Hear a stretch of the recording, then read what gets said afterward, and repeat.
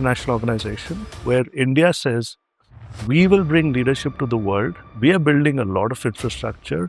We need to think about how do we do it differently. And while we are doing it, how do we help other countries to do that as well? Islands, collectively there are about 50 islands, 50 plus islands around the world, which are called the small island developing states.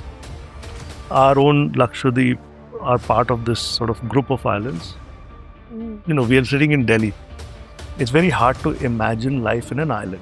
These are really, really, really small geographies. And did a little study in which you build a cost-benefit analysis on resilience, and you found something fascinating. Yeah. So can you tell us something about that? Yeah. So this was done very recently. I think we looked at the couple of projects in the national infrastructure pipeline. It adds up in terms of cost. Yes. Heat may power supply is not there. Your market functions don't work.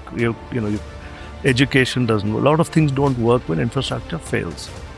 We've put a cost to that. So we said, if you add up over the lifetime of infrastructure, all of the times it didn't work because of any of these hazards, again, flood, cyclone, earthquake, it actually adds up quite a bit. For a 1 rupee investment in upgrading or in reducing disruptions, over the time of lifetime, we save about up to 12 rupees. We are joined today again with a very interesting guest. He's from the international arena. He's basically an architect, and he studied in Delhi, a boy from Delhi. School of Planning and Architecture is where he studied, made his career as an architect, went off to the US, served there for 20 years in various for-profit corporations and multilateral institutions. Then he worked in Vietnam, and then he worked in Singapore. In Singapore, his last job before he came to India was working as Rockefeller Foundation. He's been an expert for 3 decades on urban resilience, urban policy, urban planning. So he came to India as a base in CDRI, the Coalition for Disaster Resilient Infrastructure. Now, this is a very interesting new organization. We'll hear all about that from him. So over to Mr. Amit Prothi, who's an international guest, the first international guest that we are getting on this podcast. So welcome, Mr. Prothi. Thank you, Rizviji. I think it's a pleasure always to see you. I'm happy to be here. I'm happy to talk about urban resilience. I'm happy to talk about CDRI. You've highlighted my past. I've spent about 20 years in the US, 5 in Vietnam, 5 in Singapore. I've had the opportunity to work across 15 countries now.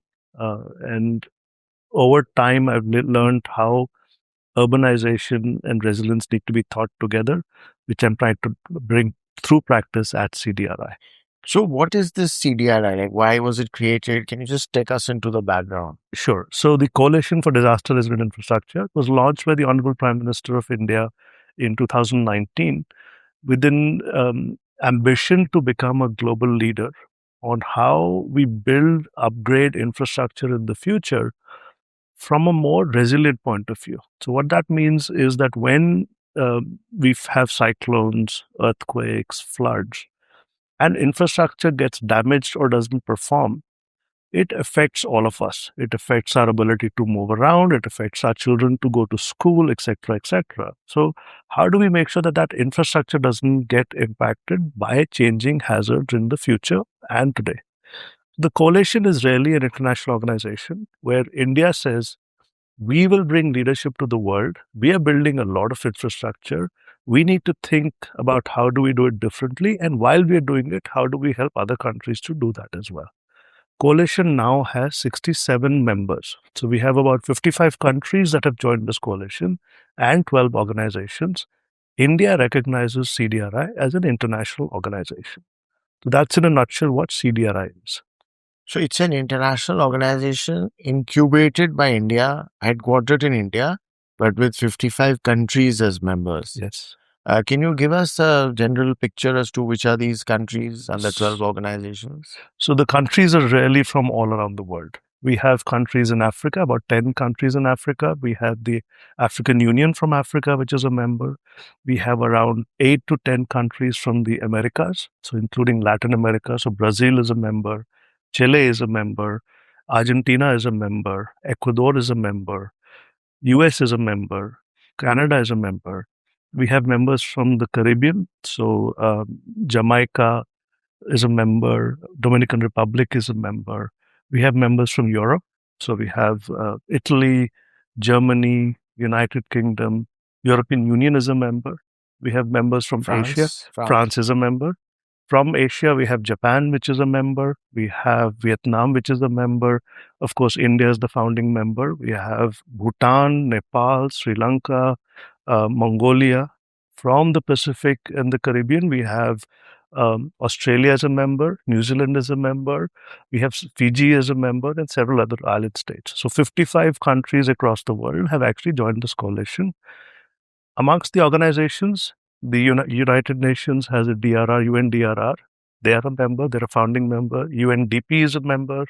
World Bank is a member. Asian Development Bank is a member.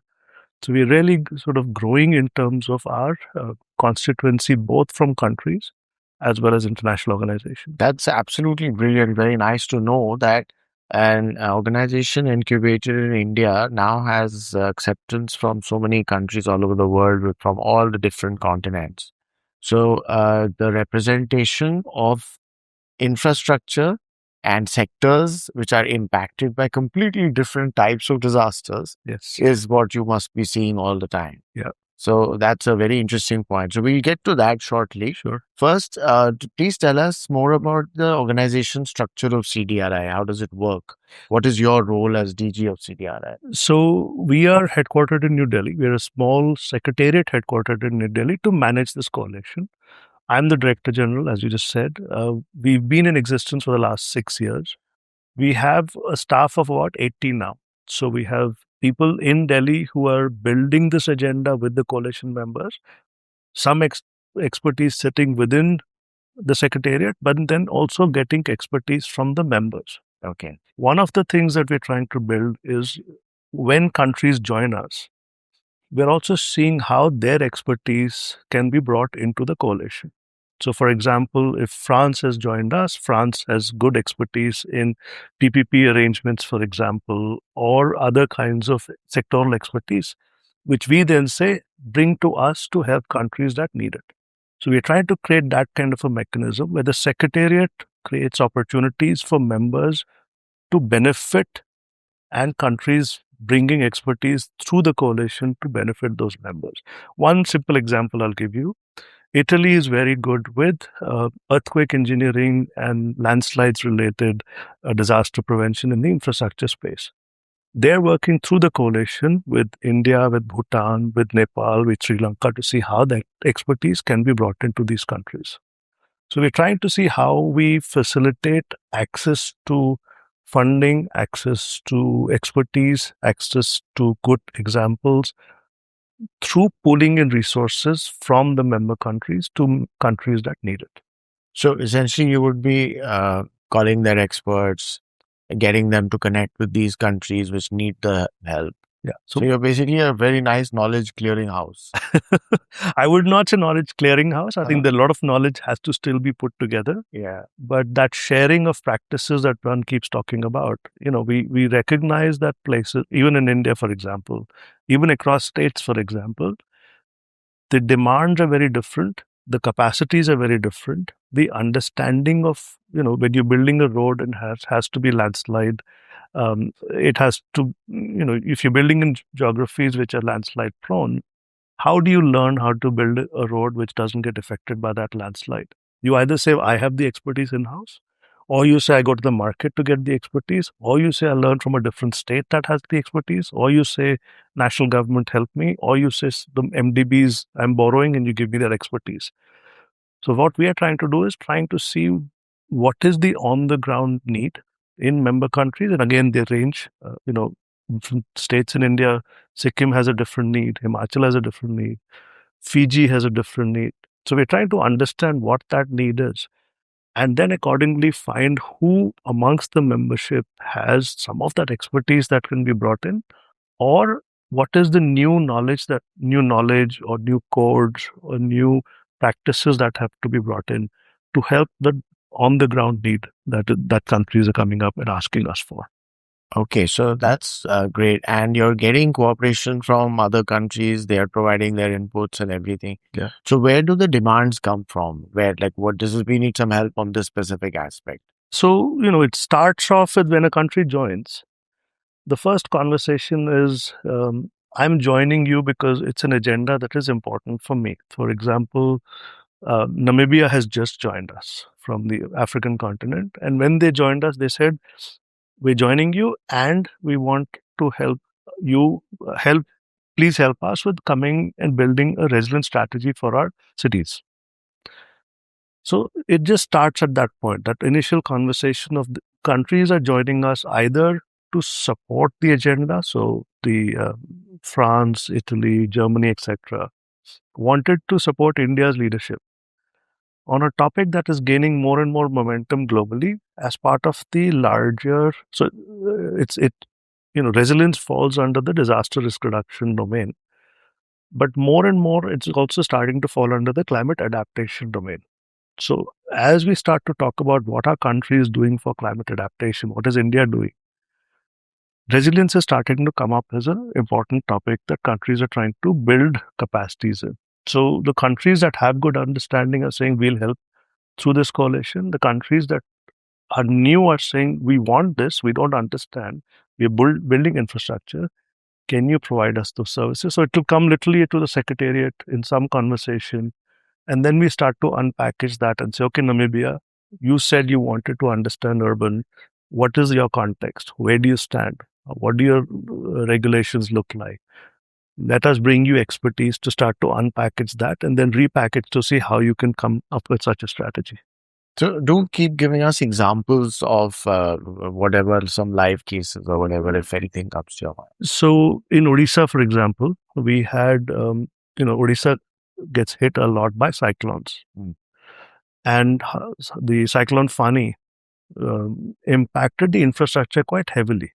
And when you look at the infrastructure sectors that get damaged, you realize that the power sector got damaged quite badly. So the Odisha state government asked us, can you help us look at our coastal infrastructure for power distribution and not generation, distribution and transmission? And in that context, help us understand how do we upgrade our energy system? What do we need to do? Do we need to put things underground? Do we need to, replace our towers? Do we need to look at these wire spans between towers to see do they have, can they stand the wind speeds of tomorrow? Because again, what is happening today is that risk profiles are changing. Cyclones are getting more intense. Precipitation patterns are getting more intense.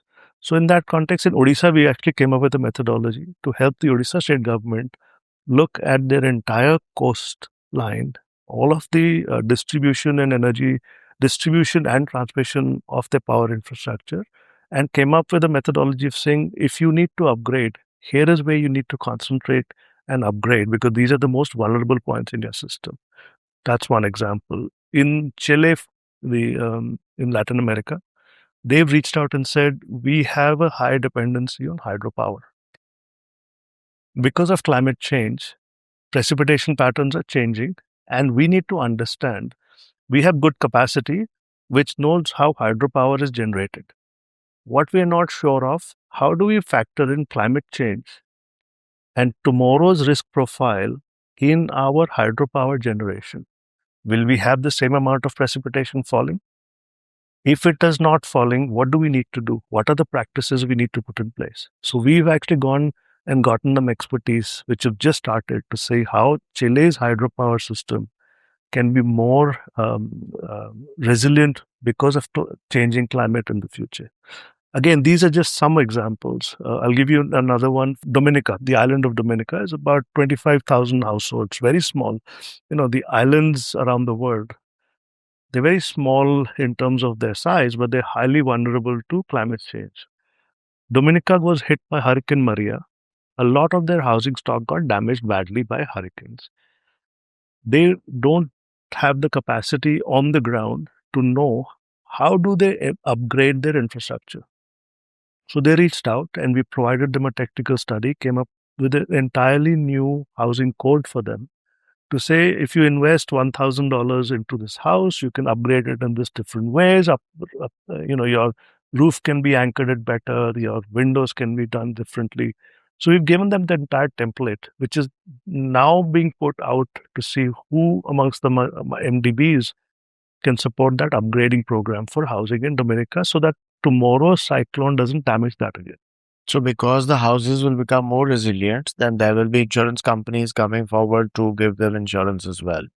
That's Okay. one way of looking at So it. that's wonderful contribution.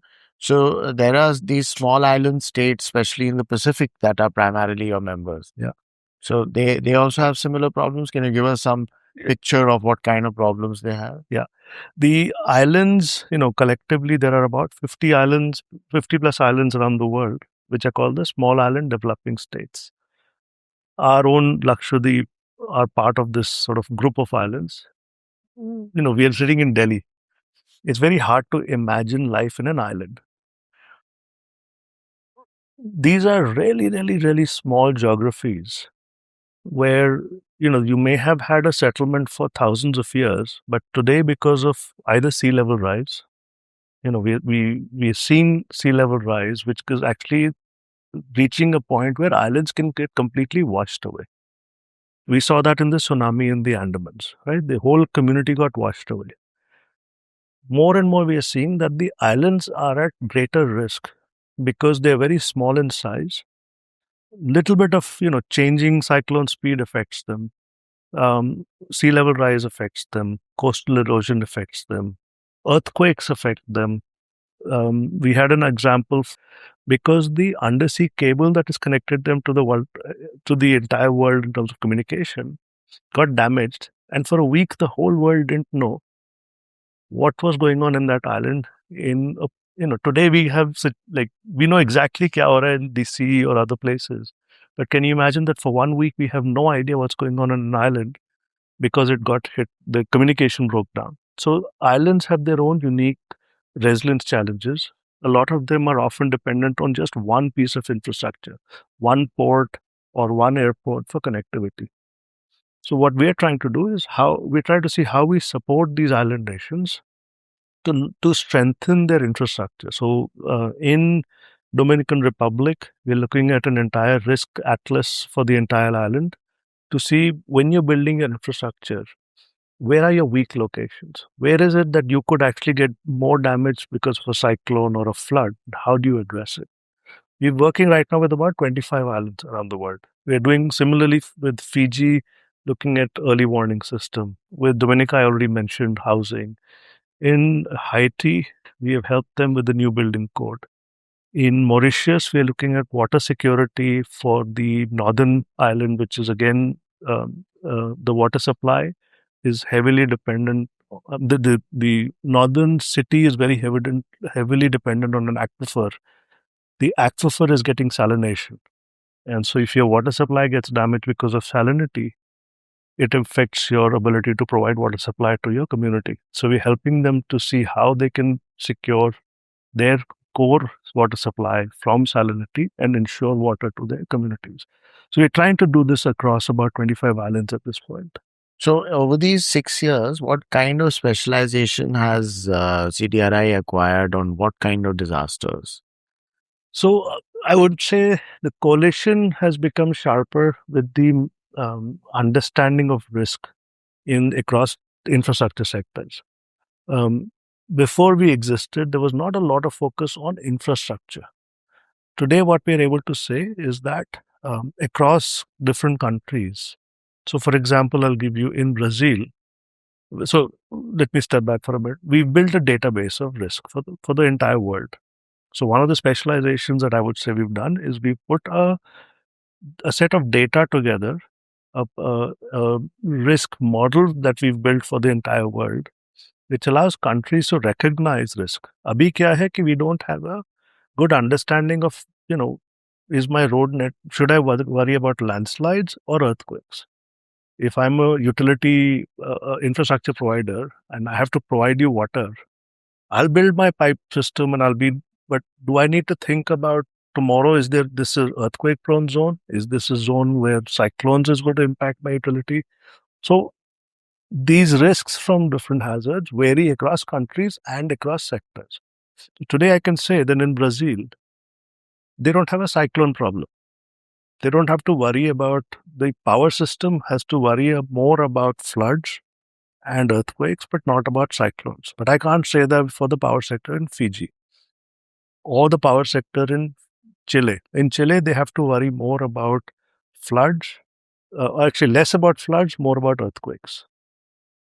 Fiji, they have to worry about tsunamis and cyclones, the power sector. So we are able to now tell countries that when you're looking at the risk profile in your infrastructure sectors, your risk is different than the other country's risk. Your understanding of what you need to do for the future has to depend on what your risk profile is. That kind of discussion was not happening before we came into the picture. So for you, what you're mentioning is fascinating mathematical problem actually, that it's a three-dimensional problem. You've got on one dimension, you have countries, on the other, you have types of hazards, and the third is the types of sectors. Yes. So, over three dimensions, the amount of work that needs to be done in the thought process and creating the project, getting the financing, and actually doing mitigation or disaster risk reduction is quite a task. So, that's a pretty complex situation you're faced with. So, what are the kind of funds available to you? Where do they come from for CDRI? So for us, our funds are coming from about 60% of the funds are coming from Government of India.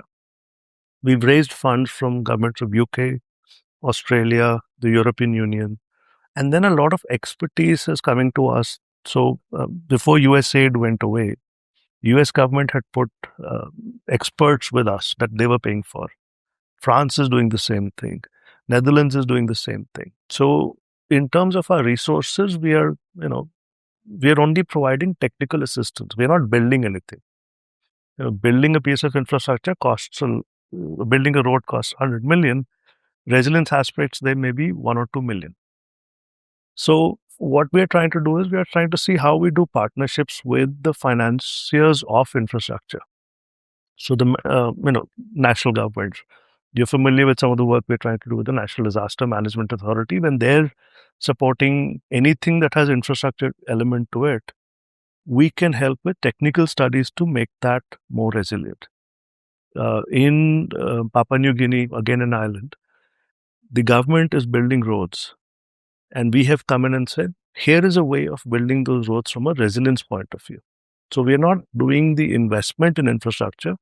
We are providing the knowledge required to make that infrastructure more resilient. The cost of that is not that high. So for let's say a highway project of 100 million, if it is in a landslide prone area, the cost of improving your landslide resilience, so your road shouldn't get damaged, maybe a few million out of that 100. So what we're trying to do is identify those aspects of infrastructure that need to be strengthened. That's very interesting. So, I was reading in the newspapers here that last month, say somewhere in April, it was that with Ministry of Finance, you went and did a little study in which you build a cost benefit analysis on resilience, and you found something fascinating. Yeah. So, can you tell us something about that? Yeah. So this was done very recently. I think we looked at the couple of projects in the national infrastructure pipeline.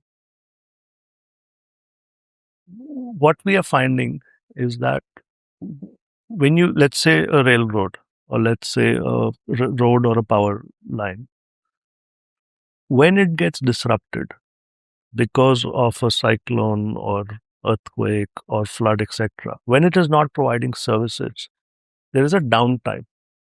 Your infrastructure is not providing services for which it has been built. What we are finding is that downtime actually adds up in terms of cost. Yes. Heat may power supply is not there, your market functions don't work. Education doesn't work. A lot of things don't work when infrastructure fails.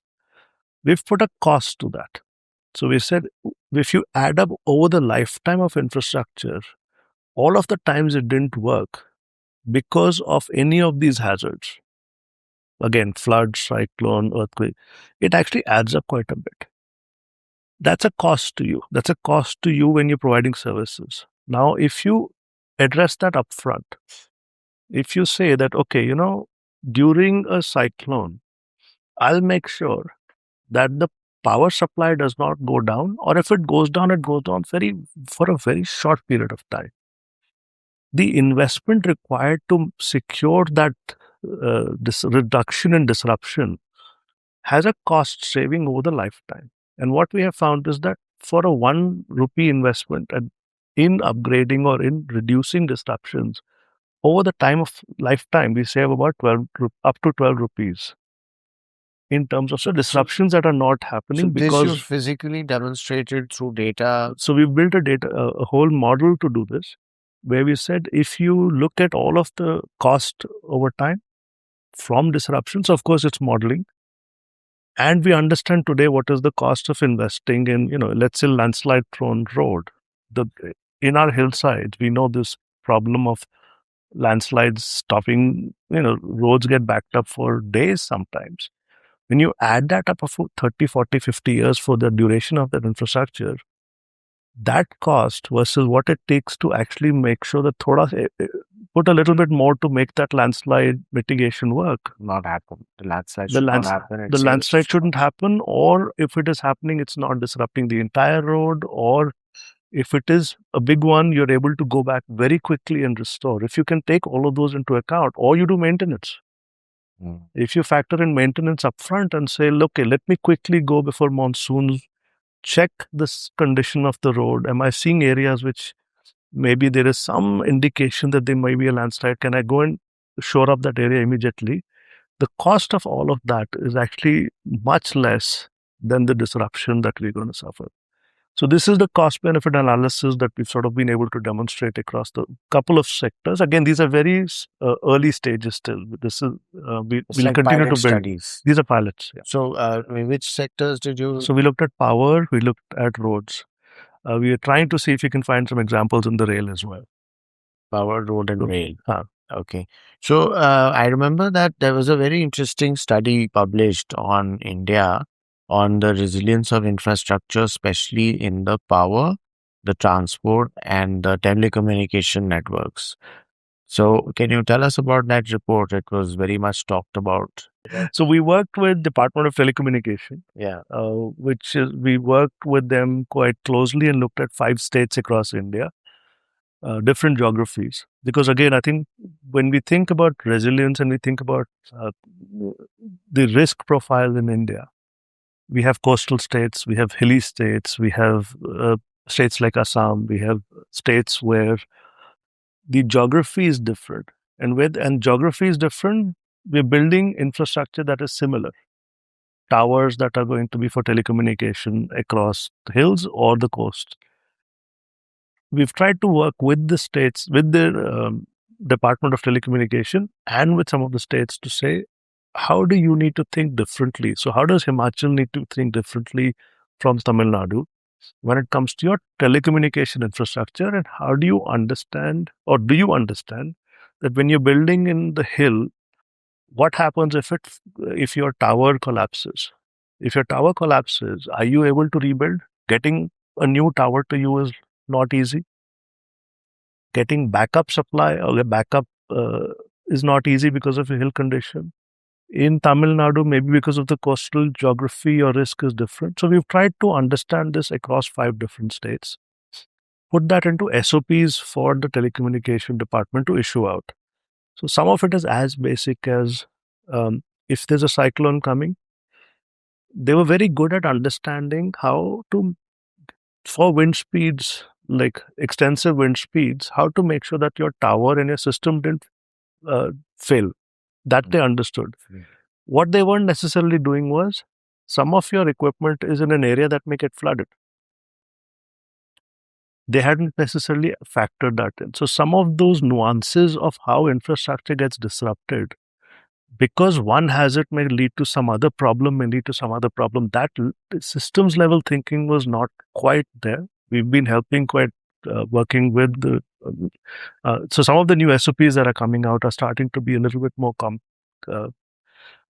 more bringing that complexity into decision making. Okay, so let's go to the absolute practicality of everything.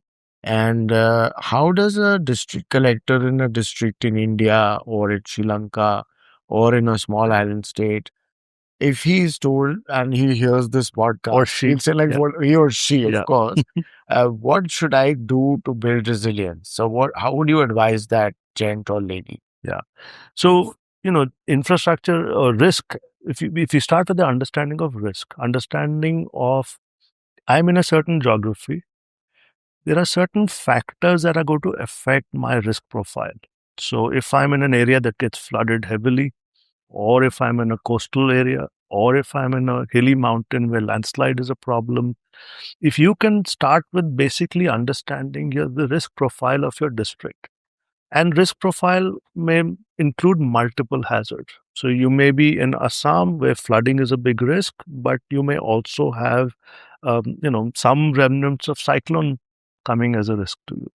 If you're in Tamil Nadu, you will have coastal risk, but you also may have tsunami risk and other risks. So if you can start to basically from a basic understanding in my district historically, what has been disasters, like we've had a lot of people get affected by heat, or we've had a lot of people get hit by floods, or we've had a lot of people get hit by something. Or if you can understand, start with that basic understanding, overlay that with your infrastructure. So if it is a district that's got extreme heat as a problem, which is your infrastructure sector that is either getting hit by that, or that can be used to build your resilience to heat. So if it's extreme heat, you may want to think about water supply. Extreme heat, the biggest problem is you may or may not have enough water to provide cooling to people, or cooling to cattle, or cooling to your vegetation. Extreme heat has links to wildfire, for example. So, or you've got your rail network, and your rail network now suddenly has to function in a very, very, very hot climate, or you have power supply, and power supply, maybe the demand goes incredibly high during a heat wave, right? So if you can start to first understand the geography and the risk, lay over that an understanding of different infrastructure that I'm thinking about: schools, hospitals, buildings, all of these are infrastructure. Each of this gets affected differently by different hazards. We've all understood earthquakes quite well, right? We understand our buildings to build to a certain standard, but we don't understand similarly cyclones. How do I look at my building if I'm in a cyclone prone area? How do I look at my infrastructure so I understand कि कल को cyclone आ रहा है? Is my infrastructure going to be ready for that cyclone? Sometimes it's saying, okay, I know 2 days in advance, IMD has given me a warning that there is a cyclone coming. Can I, as a district in charge of this district, look at all of my towers around this district and say, if a cyclone comes here, where are my points of failure? Do I have enough fuel in my tanks to run on generator? If the fuel is not there, can I get fuel to them within 6 hours? So starting to think about that risk, the infrastructure intersectionality with that risk. And then one more layer there is, what are my critical areas? If it's a heat wave, power demand goes up, my power system may be getting impacted. Can I make sure that the hospital has power during that time? What do I need to do to make sure? Or water supply gets impacted because, for whatever reason, can I make sure that the critical areas in my district will have water? So that's how you start to build an understanding of the risk profile, the infrastructure that intersects with that risk, and the criticality of certain areas that may be more vulnerable to those risks, and then what do you do around it? Okay, so basically you said that take a look at the basic history. That in History this is a district, floods, fire, whatever the main problem is, then look at the areas in which it hits you. Then look at the infrastructure that exists in that area, like power or telecom lines, and then try and make them resilient by either making them firmer or making them better, or supplying them alternatives, keeping a redundancy in place, something like that? So some are more basic than, so some will be cost intensive. So if you have to, if you're, say in Odisha, for example, we realized that the infrastructure has been built to a standard where now the wind speeds are exceeding that standard quite regularly. But you can't go and replace everything. So then you say, if I have to change some transmission towers in certain power the towers in some locations, what should be the next level of wind speed that they have to be built to? There's a cost associated with that. I may need to underground my power infrastructure because there is no other option for me. What is the cost of that? And then can I defray that cost somehow? Because if it breaks down, I have to rebuild it. There's a cost for that. If it breaks down, I don't have service. There's a cost from that. So you can start to get even a financial way of looking at the problem of saying, whenever it breaks down, I have to rebuild. Whenever it breaks down, services are not functioning. All of that have a cost. But if I actually invest upfront, can it defray that cost? So I think, but some of it may be very basic as, can I go and just maintain some of this stuff? Yeah, just pure maintenance. Pure maintenance. So this cost benefit analysis resilience tool that you mentioned, is it there on the CDRI website? It is there mostly, but I don't think it's a live tool yet.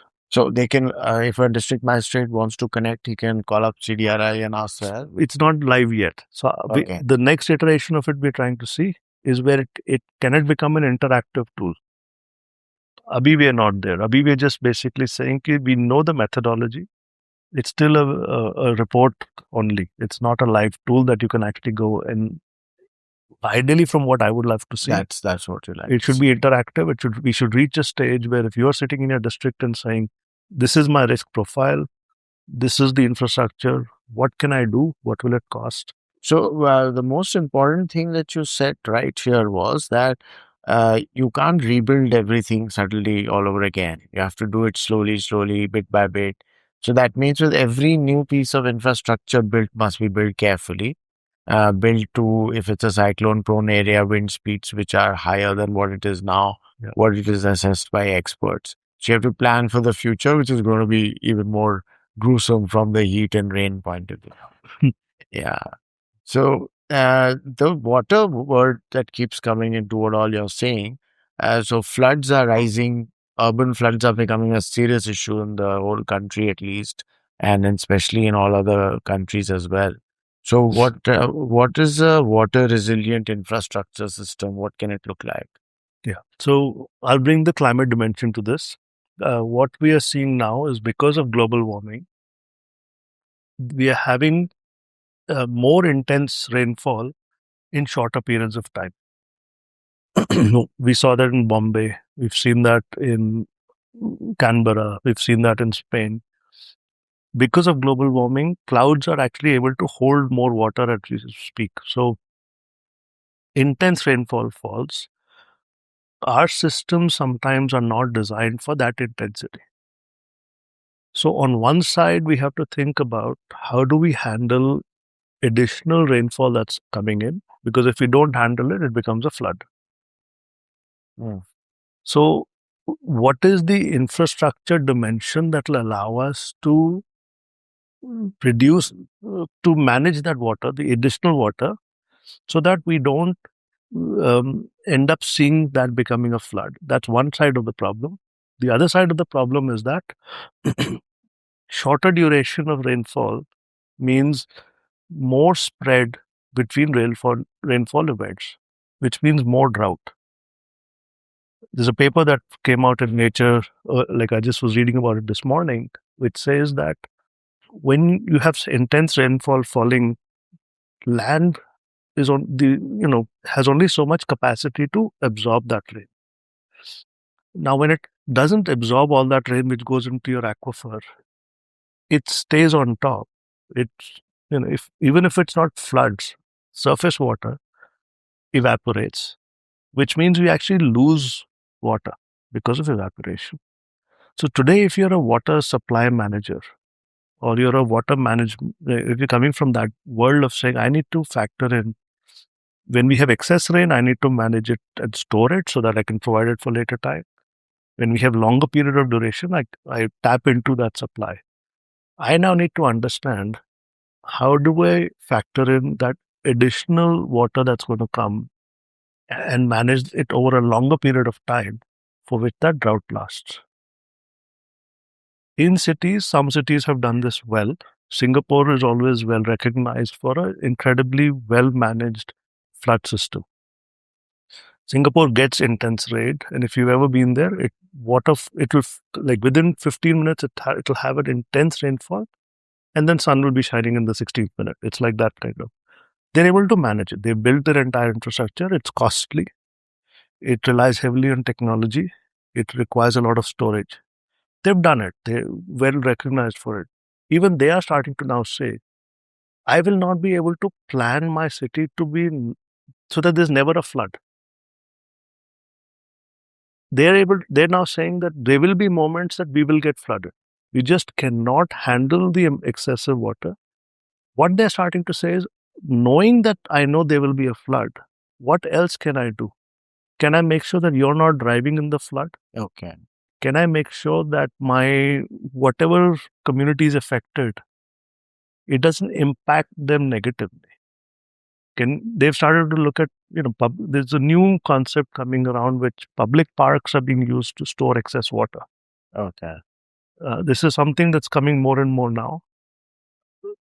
Again, this is one way of saying, how do I handle excess? I design the system to a certain amount, but there will be excess. How do I handle that excess so it doesn't become negative impact on people or communities, right? So public parks, which means underneath public parks you have holding. So in Singapore, there's a park called Bishan Park, Bishan. So if anybody wants to Google it, it used to be a concrete drain, massive concrete drain. They replaced that with a park. What they've done is that in the park there is the valley created. When it's not raining, it's a park. You're playing there. It's open ground. But they have identified markers where they will actually send an early warning if there's rainfall happening, and they know that the park will get flooded. So they send a warning saying, please vacate the park. For the next 3 hours, that will be flooded. It will hold water or it will slow down water. In 3-4 hours, it will get cleared and you can go back to the park. Now, when you need that capacity only for 4 days in a year, you've not created infrastructure that's only being used for 4 days in a year. So there's a lot of thinking now coming on how you create spaces which are functional for other reasons. But when you need that additional capacity, you use that infrastructure for that additional capacity. It's a very interesting play on the phrase dual use. Dual use, multipurpose use, absolutely. Dual use has such a negative connotation, but here it's been turned on its head. And I'll give you an Indian example of this. If you think historically about our stepped wells,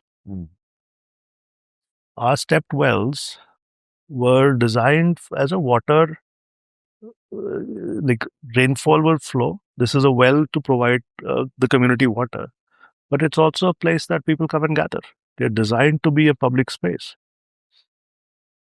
It doesn't matter kitna pani hai usme. The space is still functioning and serving a water supply. Our ghats are similar. It's a flood wall, but it doesn't matter at the level of water. This same example now Rotterdam is talking about, where they've built a canal which handles your 80% of the capacity of water. But on the sides of the canal where you walk today, they've created a second layer of wall. When they need excess capacity, it fills up the additional capacity and people can't walk, but the water is held for a certain period of time. Okay. That's in Rotterdam. Rotterdam, in Netherlands. Interesting.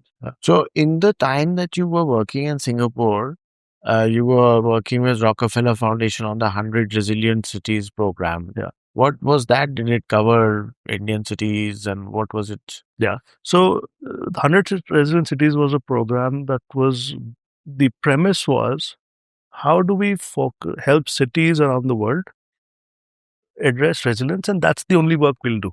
So we'll only work with cities on resilience. And it created a network of cities. So, I don't know if you've heard about the power of networks. It was a classic example of building a network of 100 cities around the world, which would then learn from each other, which would then share with each other, right? So I had the privilege of working across about 6 cities in the Asia region. I worked with Seoul in Singapore, Seoul in Korea. I worked with Singapore. I worked with Chennai.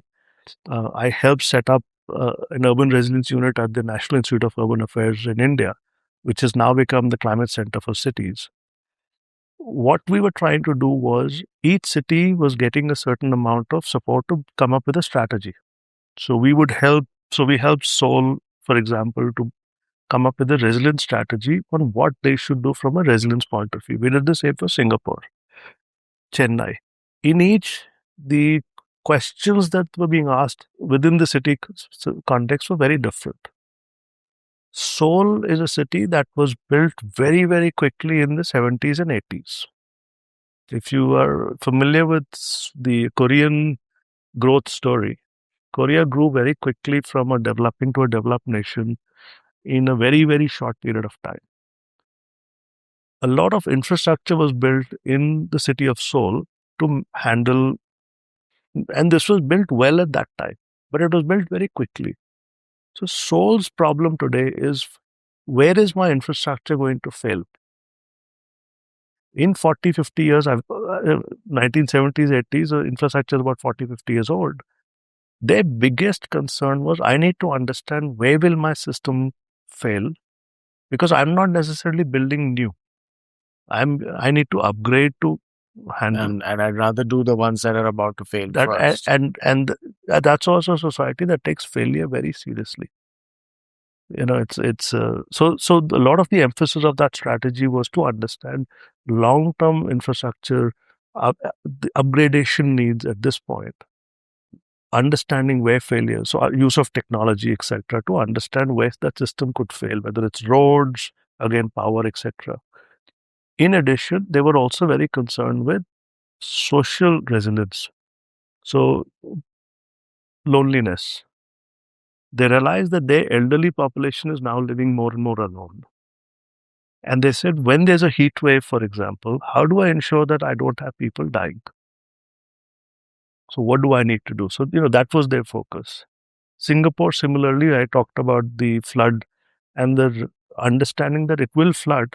What do I do with, when it floods? How do I focus on that aspect and not on the infrastructure? In Chennai, a lot of it was around water governance.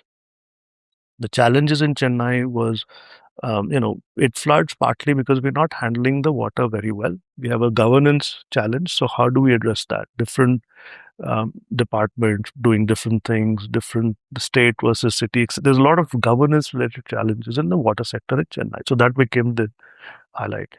So the idea here was that each city had a unique dimension on resilience.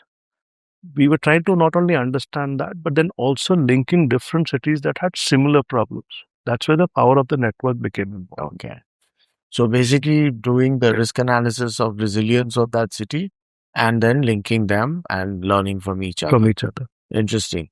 So coming towards the end. So final question, that we've seen a lot of the presence of CDRI in G20 and UN climate negotiations. So what is its role? What is its current stand? Yeah. So what we are trying to build at a global stage are 2 or 3 things.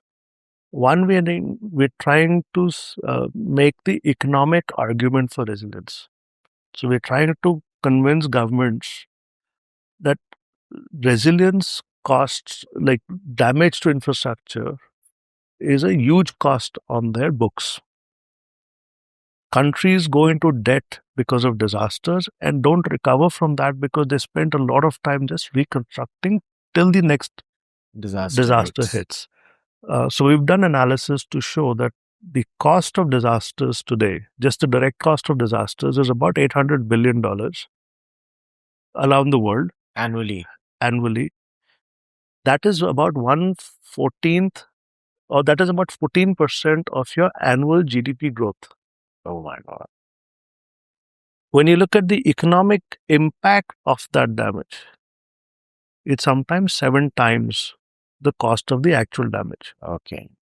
So we try to make that argument in all of these high-profile conversations that we cannot ignore the issue of resilience, particularly when we're talking about building infrastructure. We're talking about aspects of debt forgiveness. We're talking about, in India, Viksit Bharat.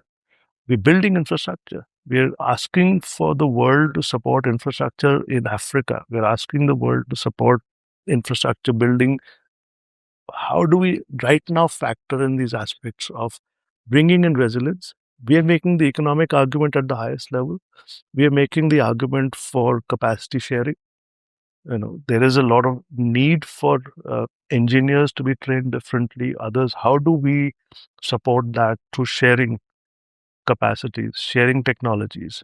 We're making those arguments in these different high-level forums, and then the idea is that as we get more and more deeper into discussions on climate adaptation, today, yes, there is a country that does not acknowledge climate change, but most of the discussions now are that we've been focused on reducing greenhouse gas emissions, but we're also realizing that we need to adapt to the changing world. Very important. In that context, how does infrastructure resilience play a role? That's also something that we are talking a lot more of.